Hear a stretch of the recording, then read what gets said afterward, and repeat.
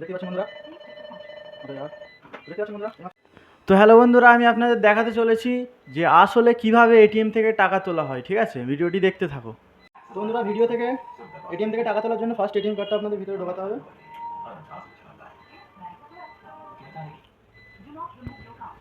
ওকে, তো এখানে আপনাদের উইথড্রতে টাচ করতে হবে, লাইক পাসওয়ার্ড দিতে হবে,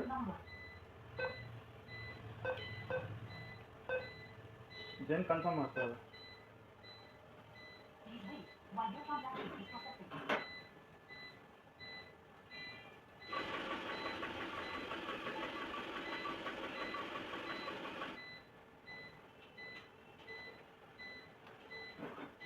দেখতে পাচ্ছেন বন্ধুরা,